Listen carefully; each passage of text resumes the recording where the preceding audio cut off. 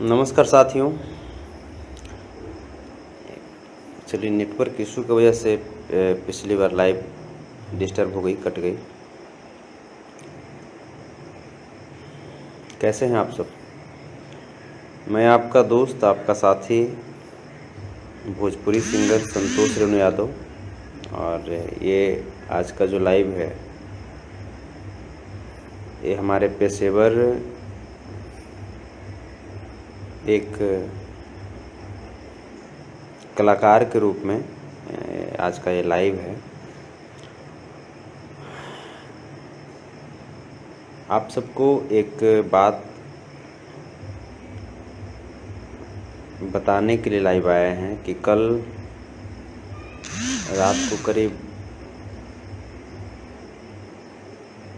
2 से 3 घंटे तक हम सबके चहेते, मेरे लिए बड़े भाई स्वरूप, कलाकारी में पिता स्वरूप बड़े भाई खेसारी लाल यादव जी से मुलाकात हुई, बातचीत हुई। और जो एक दूसरे के प्रति कड़वाहट थी मन में, उन सारी मुद्दों को जाना, एक दूसरे के भाव को पढ़ा, मन को पढ़ा और सारी कड़वाहट दूर किया। मैंने उनसे मिलने के बाद सॉरी भी बोला, चूँकि काफ़ी नाराज़ दिखाई दे रहे थे वो। मैं एक्चुअली रिकॉर्डिंग कर रहा था, मेरे शिव स्तुति एक मैंने गाया है इस बार, काफ़ी पूरी तरीके से भक्तिमय माहौल वाला एक सॉन्ग शिव स्तुति है, जिसको मैंने गाया है शंकर सिंह जी के यहाँ। कल रात में ही मैं गा रहा था और तभी खेसारी भैया का वहाँ पे आगमन होता है। वो आते हैं और आकर के बैठते हैं। तभी मैंने एकाएक देखा कि खेसारी भैया। फिर मैंने गाने को कंप्लीट किया, उसके बाद गया, बड़े भैया को प्रणाम किया। वो नाराज़ दिख रहे थे, लेकिन मैंने उनको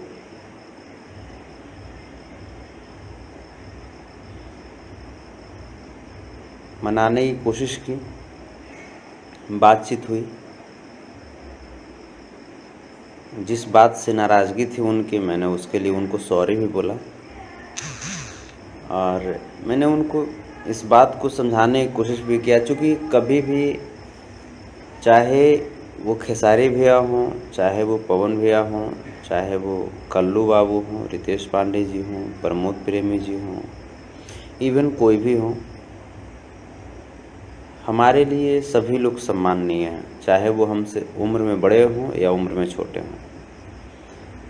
एक एक ऑडियंस, चाहे वो खेसारी जी को सुनने वाले लोग हों, चाहे वो पवन सिंह जी को सुनने वाले लोग हों, हमारे लिए सभी लोग सम्मानित हैं और सभी लोगों के प्रति अथाह सम्मान है मेरे मन में। ये बात सिर्फ शब्दों में नहीं, ये मेरे हृदय में है। गुस्सा, कड़वाहट जो भी होता है वो मेरे होठ में होता है। होठ पे अगर गुस्सा आया मुझे, तो वो सिर्फ होठ तक सीमित होता है। दिल में, हृदय में, दिमाग में सिर्फ प्रेम रखते हैं। आप कहाँ तक इस बात को समझते हैं, या आपके ऊपर डिपेंड करता है, लेकिन आप हमारे लिए, जो भी लोग हैं, हमारे लिए हर वक्त सम्मानित हैं और सम्मानित रहेंगे। बड़े भैया से मुलाकात के बाद हर मुद्दे पे जो कि मैंने उनको उस दौरान बोला था, तो हर मुद्दे पे बातचीत हुई। मैंने करीब करीब उनको 5-6 बार सॉरी भी बोला और मैंने मनाने की कोशिश किया।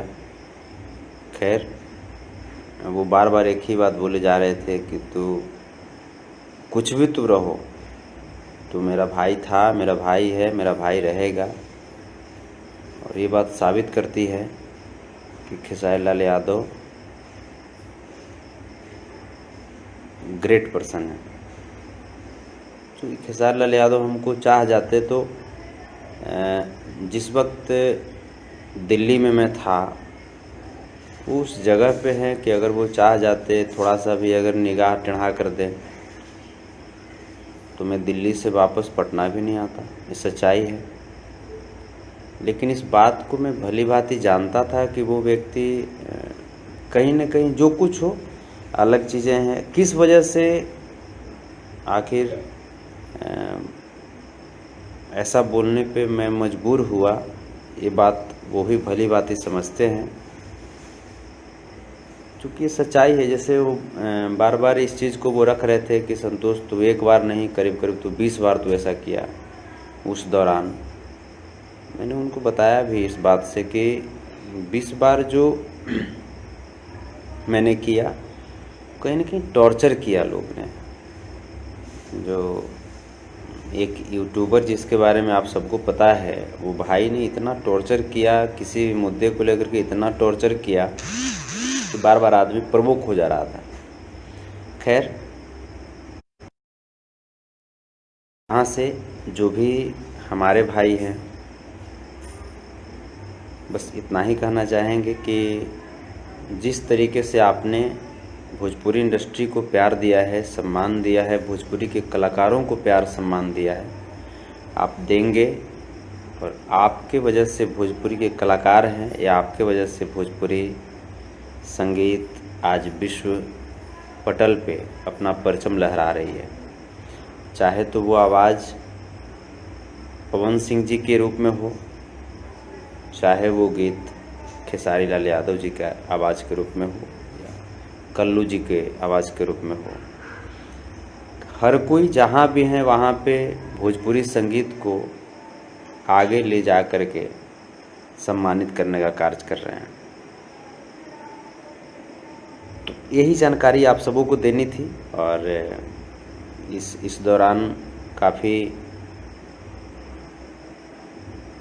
लोग वहाँ पे बैठे हुए थे। सब लोग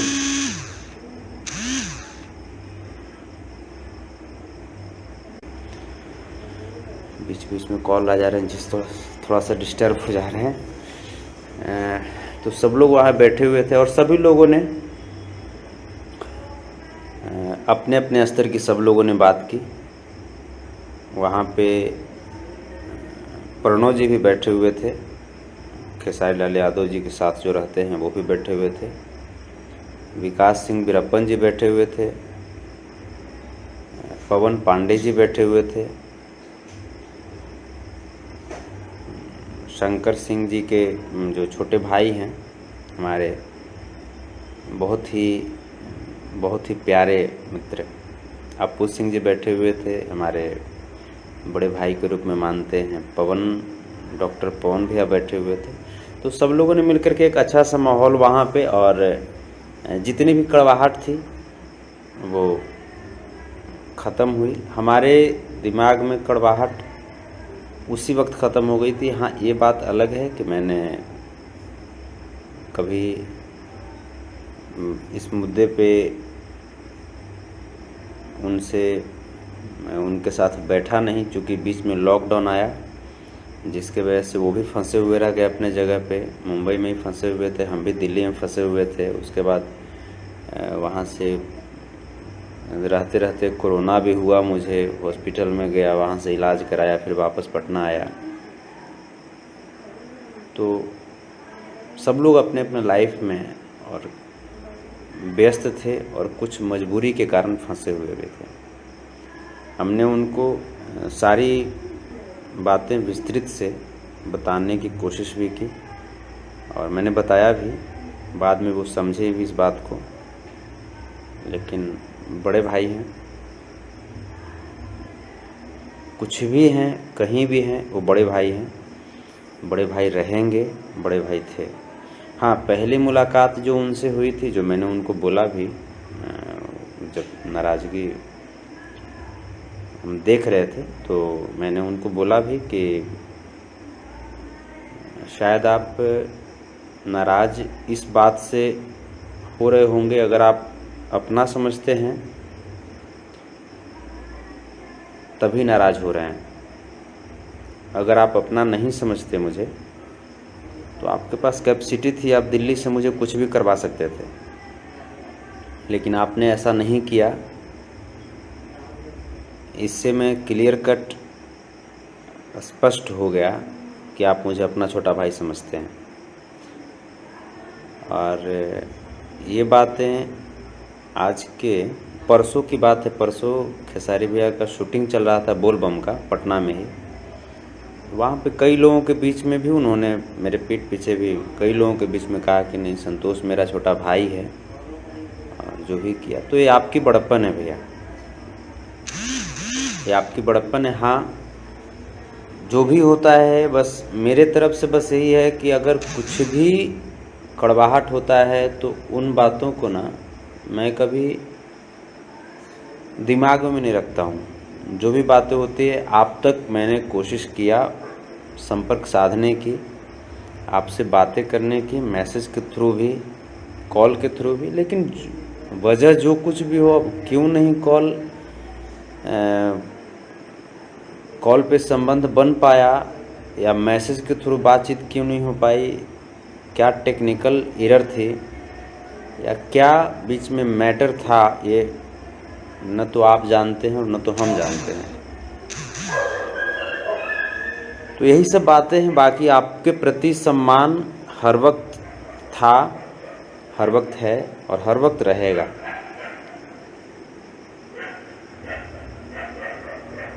बहुत सारी चीज़ें हैं। सम्मान को कभी शब्दों में बयान नहीं कर सकते। हो सकता है हम शब्द में बोल रहे हैं कि बहुत सारा सम्मान था, है, रहेगा, और हृदय में रहवे नहीं करेगा, तो शब्द कहने से नहीं होता दोस्त। ये हृदय, ये मेरे हृदय की बात है। और बहुत बार ऐसा हो रहा था कि वो कुछ कहना चाह रहे थे और हमसे नहीं कह पा रहे थे, मैं भी कुछ कहना चाह रहा था, उनसे नहीं कह पा रहा था। ये प्रेम थी, ये प्रेम वाली बातें थी। तो जो बातें, जो एक भाव जो थी, जो एक छोटे भाई के रूप में मैं उनसे कहना चाह रहा था, मैं उनको नहीं कह पा रहा था। आंखें नहीं मिल पा रही थी, न तो उनकी आंखें मिल पा रही थी, न तो हमारी आंखें मिल पा रही थी। वो भी एक बड़े भाई के रूप में हमें कुछ कहना चाह रहे थे। तो ये अथाह प्रेम है। हाँ, ये चीज़ें हैं। इसके लिए मैं इस लाइव पोर्टल पे भी मैं बोल रहा हूँ कि जो भी घटनाएं हुई, उन घटनाओं के लिए रियली सॉरी, क्योंकि उस वक्त हमें कभी भी ये कभी भी सेंस था ही नहीं कि मैं क्या बोल रहा हूँ, क्या नहीं बोल रहा हूँ। मेरे बस दिमाग में एक ही चीज़ चल रहा था कि मैं क्या करूं कि तूफानीलाल यादव बच जाए। आखिर मैं कौन सा स्टेप लूं, कौन सा कदम उठाऊं जिससे तूफानीलाल यादव को बचाया जा सके। इस मुद्दे पे काफ़ी बातचीत भी हुई। विकास सिंह वीरप्पन जी भी बहुत इस पे, उन्होंने भी बताया कि नहीं, इसके लिए बहुत सारे एमपी के भी जो होते हैं लेटर पैड पे मैं लिखवा रहा था, मनोज तिवारी जी के भी, रवि किशन जी के भी, लेकिन थोड़ा सा उस पर वक्त लगता है। तो वहाँ पे मैंने भी उनको बताया कि वक्त लगता है, इस बात को हम भी समझ सकते हैं, लेकिन हम जो वहाँ पे हाइपर हुए थे, चूँकि मेरे पास वक्त नहीं था। तूफानी जी का एक एक घंटा जो था वो किस कदर से मौत का कारण बनता जा रहा था, आप सब वहाँ पे देखे हैं, आप सब उस घटना को बहुत नज़दीक से देखे हैं। तो बस एक ही बात मेरे ज़हन में थी, एक ही बात मेरे ज़हन में थी, कैसे इस व्यक्ति को इस मैक्स हॉस्पिटल से, जो डॉक्टर बोल रहे हैं कि नहीं बचाया जा सकता, कैसे इसको बचाएं। इसके साथ पटना से साथ में दिल्ली आए हैं, दिल्ली से साथ में पटना जाएं। बस मेरा एक ही मोटो था, कैसे कोई व्यक्ति को कैसे मरते हालत में हम छोड़ दें। चाहे वो व्यक्ति किसी भी जाति का हो, किसी भी धर्म का हो, कहीं का हो, उससे मुझे मतलब नहीं है। व्यक्ति अगर जब हम वहाँ पे खड़े हैं तो मेरा दायित्व बनता है कि उसको कैसे ज़िंदगी कैसे वापस दें। इसके लिए चाहे मुझे किसी भी हद तक गुजरना होता, मैंने गुजरा, और कोई बात नहीं थी। तो इस लाइव के माध्यम से बड़े भैया को बहुत शुभकामनाएं। अभी बड़े भैया का जो बेटा ऋषभ बाबू, ऋषभ यादव, मेरा भतीजा, ऋषभ का भी जन्मदिन था। तो मैंने हालांकि पोस्ट किया था, लेकिन इस लाइव में भी ऋषभ को जन्मदिन की ढेर सारी शुभकामनाएं। बेटा खूब तरक्की करो, चेहरे पे स्माइल बनी रहे, माता पिताजी के सपनों से भी ऊपर जाओ। और आप सब से बस यही कि जितना प्यार करते थे उन्हें, उससे बढ़कर के प्यार कीजिए। भोजपुरी कलाकारों को आपने अपने हृदय में, अपने पलकों में जो जगह दिया है, उस जगह को बरकरार रखेंगे। चाहे वो कलाकार बड़े भैया खेसारी लाल यादव जी हों, बड़े भैया पवन सिंह जी हों, कल्लू जी हों, रितेश पांडे जी हों, प्रमोद प्रेमी जी हों, कोई भी लोग हों, आपने कलाकारों को सींचा है, आप कलाकारों का उत्साहवर्धन करते हैं। आपने भोजपुरी को उस आयाम तक पहुंचाने में कलाकारों की मदद की है। और कलाकारों से भी बस यही बात हम कहना चाहेंगे कि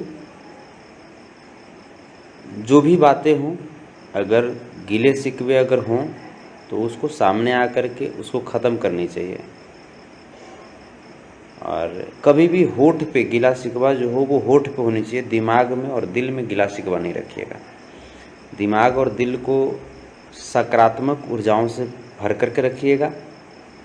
हाँ, अगर गिला शिकवा अगर हो तो कोशिश कीजिए संपर्क करने की। अगर संपर्क नहीं कर पा रहे हैं, किसी भी, बहुत सारा जरिया है संपर्क करने का, लेकिन अगर बार बार संपर्क आप करना चाह रहे हैं, अगर हम नहीं कर पा रहे हैं, और किसी की ज़िंदगी और मौत की अगर सवाल है, वहाँ पे अगर आपको ऐसा लगे कि अगर मेरे कुछ कहने से, मेरे कुछ बुरा कहने से अगर किसी की ज़िंदगी को बचाने में आपको ऊर्जा मिल सकती है, कुछ ताकत मिल सकती है, तो आप कहिएगा ज़रूर, मुझे अच्छा लगेगा।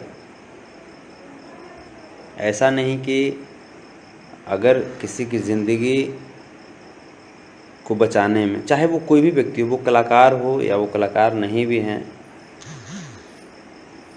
वो एक भगवान सदृश वो श्रोता हैं, दर्शक हैं, अगर उनके साथ भी अगर किसी तरह की बातें होती है, अगर आपको लगता है, आपकी उम्मीदें अगर हमारे पास तक आती है, अगर आपको लगता है कि संतोष रेणु भैया के पास बात पहुंचाएं और वहां से कुछ काम बन सकती है, तो आप बिल्कुल हम तक संपर्क कीजिएगा।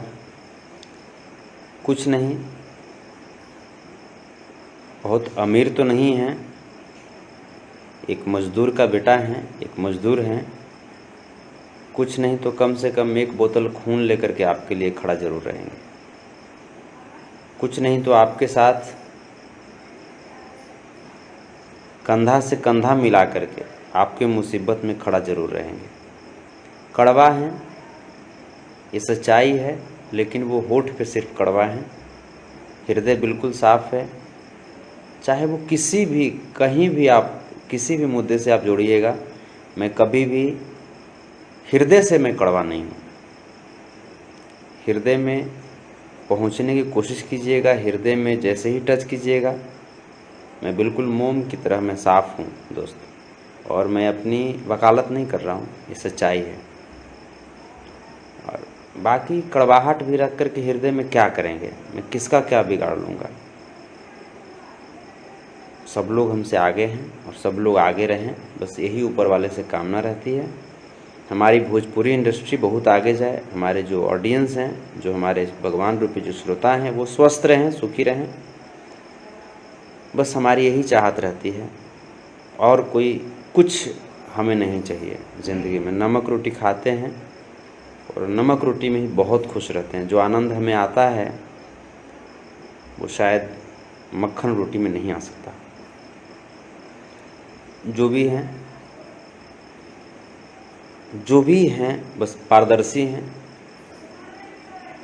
इसके अलावा कुछ नहीं है।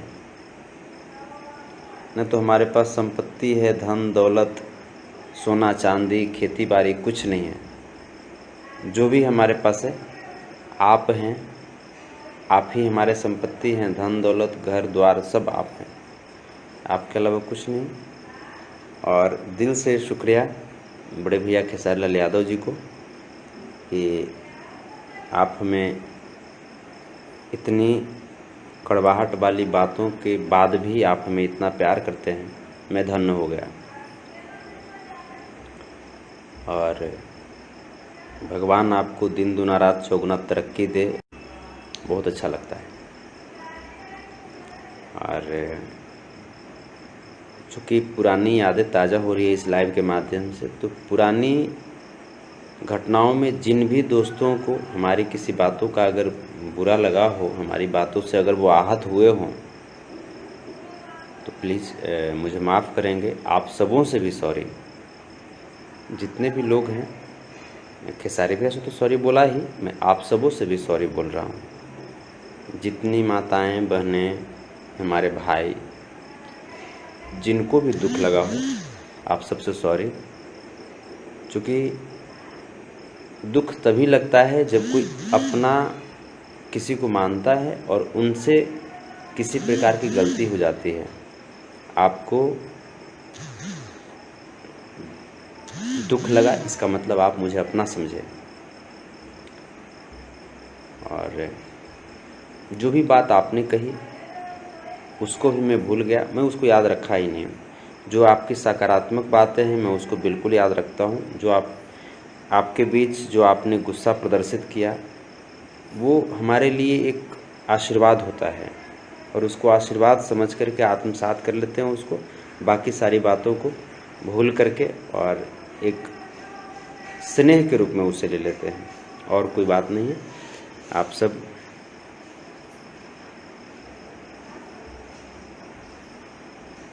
एक दोस्त लिखते हैं कि खेसारी जी पर जो गाना गाए हैं वो डिलीट कर दीजिए। नहीं, देखिए, कभी भी वो जो गाना है या जो भी चीज़ें हैं, मैं वही कर रहा हूँ कि हर बात को, अब जो पिछली जो भी बातें हैं उस सारी बातों को पाट दिया जाए, सारी बातें ख़त्म। और वो जो गाना था वो सच्चाई में आपको बताऊं, ये अब उसके बारे में आपको सच्चाई में बताता हूँ। वो जो गाना जो गाया गया था कि चना मसूरी हरियर भइले, होली में खेसरिया झोकर गेले, आप इसी की बात कर रहे हैं शायद आप इसी की बात कर रहे हैं ना। तो उस गाने के बारे में मैं आपको बता दूं कि वो गाना लिखाया कैसे, लिखने वाला मैं ही हूँ। वो गाना मैं और तूफानी लाल यादव जी के भगिना हैं, दोनों जा रहे थे, हॉस्पिटल से ही कहीं जा रहे थे किसी कार्य से। तो मेरे दिमाग में उसी ये गाना चल रहा था, तभी मैंने ये देखा, एक न्यूज़ देखा, न्यूज़ क्या कह सकते हैं, यूट्यूब पे ही। उसमें बहुत कुछ लिखा जा रहा था कि खेसारी लाल यादव संतोष रेणु को वो करेंगे, जबकि ऐसी कुछ बात हमको भी पता है कि खेसारी लाल यादव जी कभी मेरे बारे में बुरा नहीं सोच सकते। और ये बात खेसारी लाल यादव जी को भी पता है कि संतोष रेणु यादव मेरे बारे में कभी बुरा सोच ही नहीं सकता। ये सच्चाई है कि जिस वक्त, ये मैं हृदय से मैं बात कर रहा हूँ, ये सच्चाई है कि जिस वक्त खेसारी लाल यादव जी,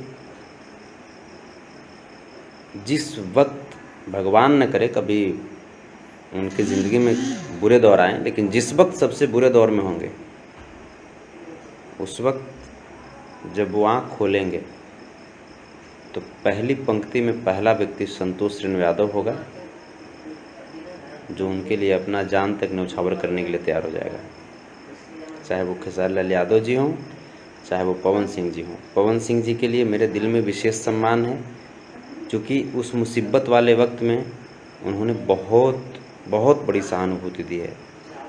और एक इंसान के नाते बस इतना ही कि मुझे जो समझाया गया, मुझे जो बताया गया अभिभावकों के द्वारा कि जो मुसीबत में साथ दे वही अपना होता है, तो पवन सिंह भैया, प्रमोद प्रेमी जी, उनके साथ तमाम लोग, समर सिंह जी, या तमाम लोग जिन्होंने सपोर्ट किया, एक रुपये से सपोर्ट किया, शब्दों से सपोर्ट किया, उन सबका संतोष रेणु यादव अपनी तरफ से आभार प्रकट करता है। क्योंकि तूफान यादव को पता नहीं था कि क्या हो रहा है क्या नहीं हो रहा है। तूफान यादव ज़िंदगी और मौत से वो जूझ रहे थे, वो वेंटिलेटर पे थे, वो मृत अवस्था में लगभग थे। वहाँ पे आपने जो सपोर्ट किया वो हमें पता है कि आपका एक एक शब्द हमें कितना ताकत देता था, आपका एक एक रुपया हमें कितना ताकत दिया तूफान यादव को वापस करने में। बहुत सारे लोग ये भी बात कहते हैं कि नहीं, जैसे एक चीज़ यहाँ पे भी मैं आपको बता दूँ, मुझे थोड़ा सा बुरा लगता है किसी किसी बातों का। बहुत सारे लोग कॉल करके और इस बात को बोलेंगे कि आपने तूफानी जी के लिए इतना किया। ऐसा कुछ नहीं होता है। तूफानी लाल यादव जी के लिए मैंने, सच कहिए तो कुछ नहीं किया, आप सबों ने किया। मैं सिर्फ उसका नेतृत्व कर रहा था वहाँ पे। मैं वहाँ पे आगे आ करके मैं थोड़ा सा नेतृत्व कर रहा था, इस मामले को मैं देख रहा था। बाकी ऐसा नहीं, तूफान लाल यादव वाले मैटर में मुझे भी बहुत कुछ मिला, बहुत कुछ मिला मुझे भी। मुझे ये मिला कि आप सबों से जो मुलाकात हुई, आप सब जो लोग मुझे नहीं जानते थे, कहीं ना कहीं तूफान लाल यादव जी के मैटर में आने से आप लोग मुझे जाने, तो हमें भी तो फ़ायदा हुआ। आप लोग जैसे भाई मिले, मेरे दोस्त मिले, साथी मिले। तो कोशिश मैंने किया, हृदय से कोशिश किया कि एक सकारात्मक कोशिश किया। उसका रिजल्ट ऊपर वाले ने दिया, ऊपर वाले को दिल से शुक्रिया। आप सब मिले, इससे बढ़ कर के और क्या चाहिए मुझे? इससे बढ़ कर के मुझे कुछ नहीं चाहिए। उस वक्त ऐसी चीज़ें थी, ऐसा वो वक्त था, हम नहीं चाहते मैं कभी उस तरह के दौर मुझे कभी देखना पड़े। जो लोग मेरे नज़दीक हैं, मेरे घर के नज़दीक हैं, मैं बिल्कुल एक मज़दूर का बेटा हूँ, मैं बिल्कुल मज़दूर का बेटा हूँ। पिताजी गाय पोसते हैं, गाय से मेरी ज़िंदगी चलती है, दूध बेच करके मेरा घर चलता है। मैं उस वक्त पिताजी तक को मैं बोला था, पापा जो करना पड़े, लेकिन हम इस व्यक्ति को नहीं छोड़ेंगे साथ, ये व्यक्ति को हम ठीक करके ही लौटेंगे। मैं घर का एक अकेला लड़का, एक अकेला बेटा, मैं माँ बाप का, वहाँ पे लगातार दिल्ली में, जबकि उस तरह की बहुत सारी चीज़ें चल रही थी, तो मेरे दिमाग में बस कुछ नहीं, मैं बिल्कुल अपने आप को शून्य कर लिया था। वरना किसको शौक़ होता है जी, किसको शौक़ होता है? तूफान लाल यादव मेरे कोई भाई तो नहीं थे, मेरे कोई अपने कोई सहोदर भाई नहीं थे, या मेरे गांव के नहीं थे, मेरे ज़िले के नहीं थे। न कभी वो हमारे घर आए थे, न कभी हम उनके घर गए थे। तो ये जो बस मुझे लगा कि हमारे रहते भर में कैसे कोई व्यक्ति ज़िंदगी से दूर चला जा सकता है, यही एक जिद था। और इसी जिद के वजह से जो भी कुछ घटनाएं घटी मैंने किया। और इसमें बहुत लोगों ने दाल में वो जो होता है आग में घी झोंकने का काम भी किया। खैर उनको भी भगवान से ही कहते हैं कि उनको भी सद्बुद्धि दीजिए, सकारात्मक विचार उनके भी दिमाग में आए। मैं तो खुद उस वक्त सच्चाई कहिए तो मैं मानसिक रूप से असंतुलित हो गया था। न खाने की चिंता, मैं 96 घंटे तक 4 दिन तक मैं नहीं सोया था। अपोलो के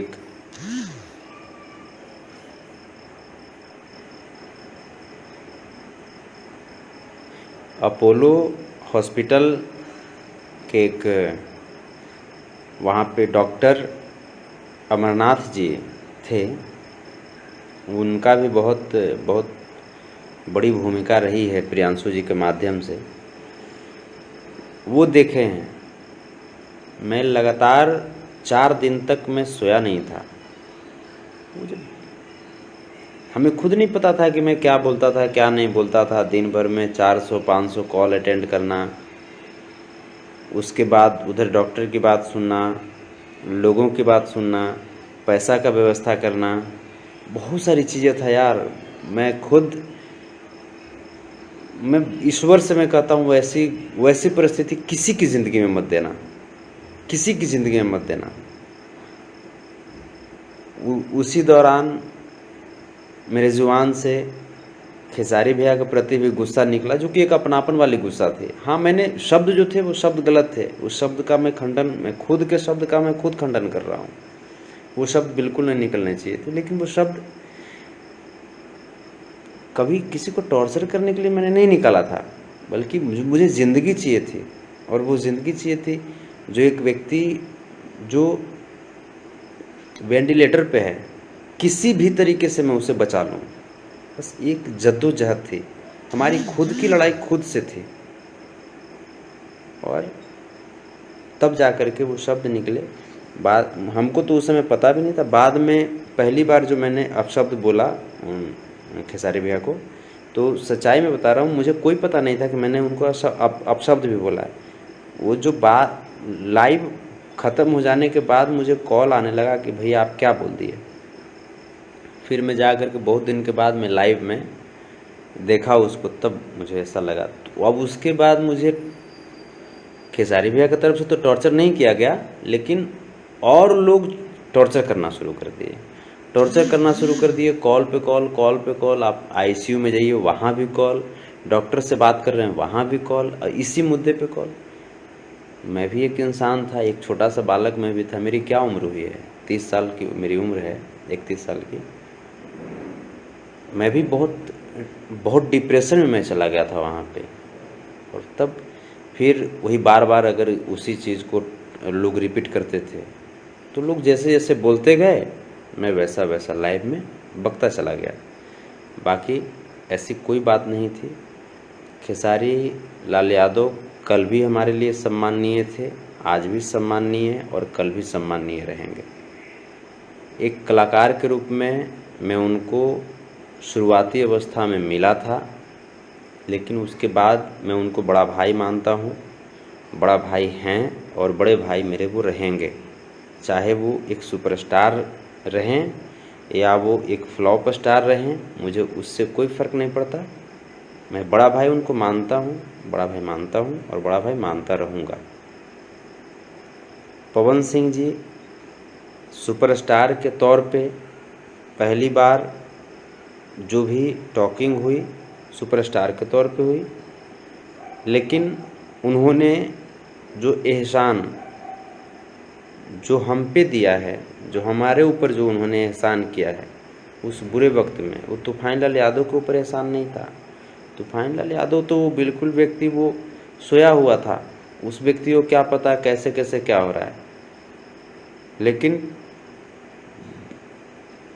बड़े भाई पवन सिंह भैया ने जो एहसान जो दिया है, वो ज़िंदगी भर मेरे ऊपर एहसान है। और कभी भी जब वक्त मिलेगा तो मैं उस एहसान का कर्ज में ज़रूर उतारूँगा, चाहे वो प्रमोद प्रेमी जी हों, चाहे जितने भी लोग हैं। लेकिन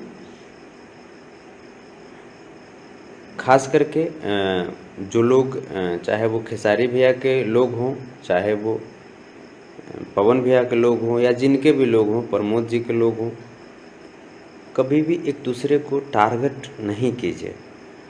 खेसारी भैया भी अपने जगह पे उनका हृदय बिल्कुल पवित्र है, पवन भैया का हृदय भी बिल्कुल पवित्र है। मैं तो दोनों तीनों व्यक्ति के मैं काफ़ी करीब से मैं देख रहा हूँ, दोनों तीनों व्यक्ति को पवित्र निश्चल हृदय का, चाहे वो प्रमोद प्रेमी हों, चाहे वो खेसारी भैया हों, चाहे वो पवन सिंह जी हों, एकदम पवित्र हृदय का व्यक्ति हैं सब। और सब लोगों ने मिलकर के भोजपुरी को आगे बढ़ाने का काम कर रहे हैं। और बस आप लोग सबको प्यार भी हो। Comment Anoop Yadav ji, love you. बस आप लोग अच्छे रहिए और मैं क्या कहूँ। तो नीरज दुबे जी का हाल हो भाई? हाँ, सब बहुत अच्छे हैं, सब ठीक ठाक हैं।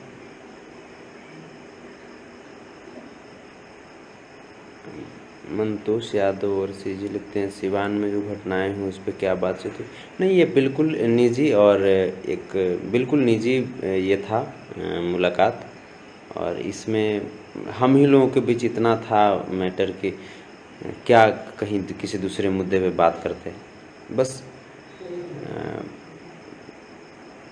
एक भाईचारे वाली बात थी और सब लोग वहाँ पे बिल्कुल बेहतरीन ढंग से सारा चीज़ हुआ। और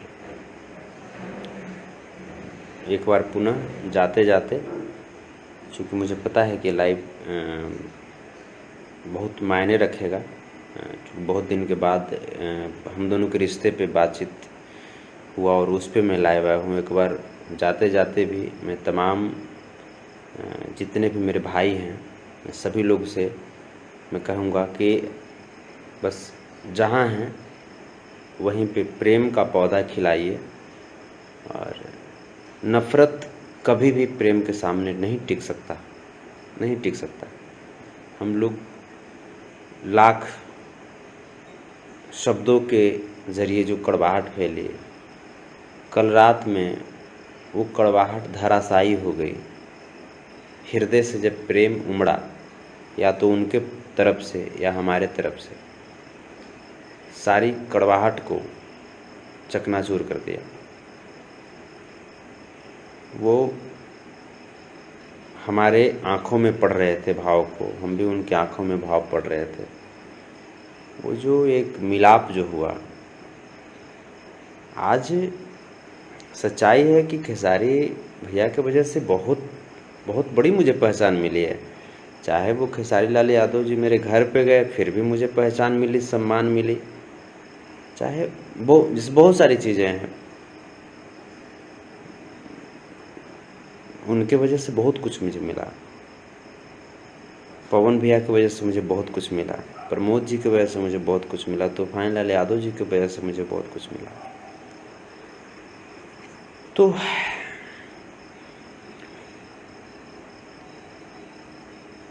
बस आप लोग कलाकारों को प्यार दीजिए, सम्मान दीजिए।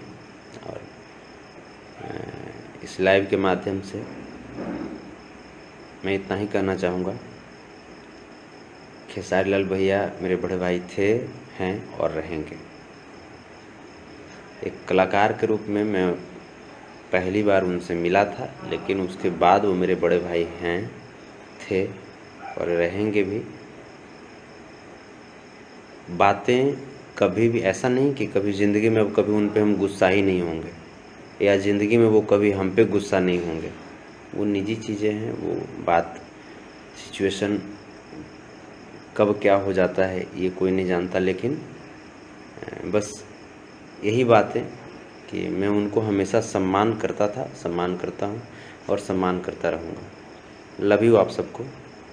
और खूब आप लोग जहाँ पे हैं वहाँ पे अच्छे से रहिए और अपना स्वास्थ्य का ख्याल रखिएगा, आसपास के लोगों का ख्याल रखिएगा। बस आप लोग अच्छे रहिए। लव यू आप सबको, प्रणाम, लव यू।